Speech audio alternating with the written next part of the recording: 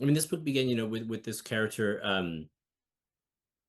arriving home and knowing that you know, this very sort of close father-like figure in his life.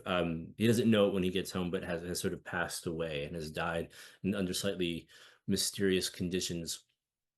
Um, and so, I mean, one early idea was that this would be, kind of like almost somewhat of a mystery, right? Like there would be the trying to unravel and sort of discover what happened to this man who'd been, so central to his life and who'd been a cab driver in the, greater DC area.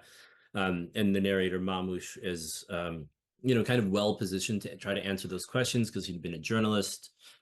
So he knows how to, one imagines he knows how to tell this kind of story or at least investigate.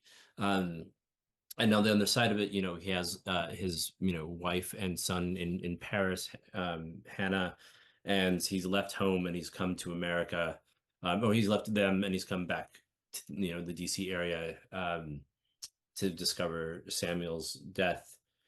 So all of those were sort of in play from there. And then, I mean, this book was probably, by far the longest. It took me, almost 10 years to write.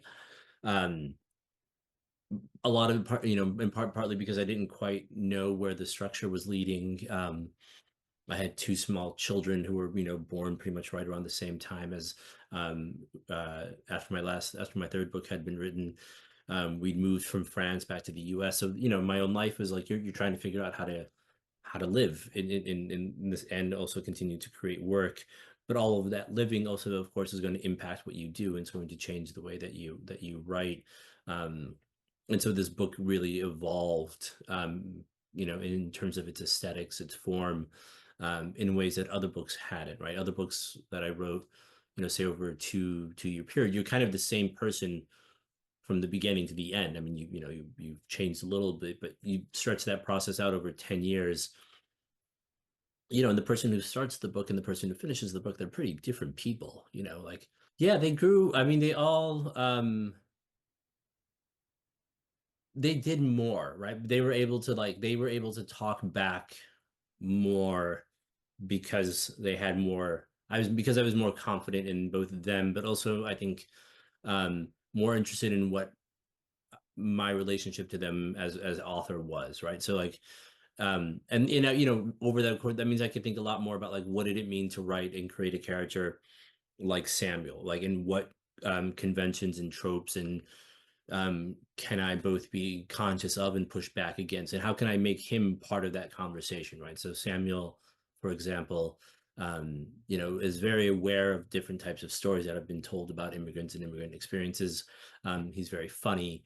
And over that course of the time that it took to write the book, he became much more of a participant in the actual telling of the story, right? He became also much more kind of critical of the way certain kinds of stories are told that might include somebody like him. So that was, probably one of the biggest changes is, the characters have, um, I keep thinking about this idea of like how to make sure that the characters aren't controlled by the writer, right? That the characters have a kind of autonomy. And by that, I mean a kind of also opacity, right? Like, real people in our lives are very complex and we don't really know people. Like the people we love the most are the most complex people to us because we know them very intimately and we understand their complexity because of that intimacy. Um, so I spend a lot of time thinking about how to give that to these characters, right? How to give them um, a type of like, both complexity but also opacity alongside that. Because I've never really read many, I as it turned out, what I thought would be, the mystery isn't the mystery that is there is a different one than the one that I think it stops everywhere. It's never, I had the idea that there might be some more of like kind of like a whodunity type thing, which then isn't true at all.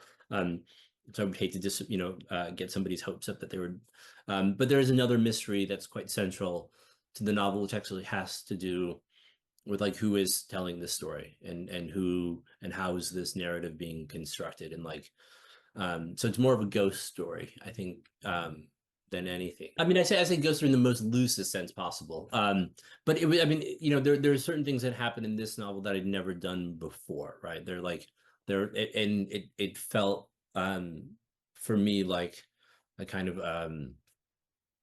like an opportunity to kind of, like fiction, you can do so many things. Like fiction, literary fiction alone, I'm always, I tell my students, like, you don't need to make a dragon in order to have something fantastic happen in the world, right? Like what you can create just out of your own imagination in the fictional worlds that novelists can live in is already capable of so many incredible things. And the fact that you don't need a time machine to move characters through time, right? Like you can just jump ahead in time. You can imagine, you can create characters who imagine.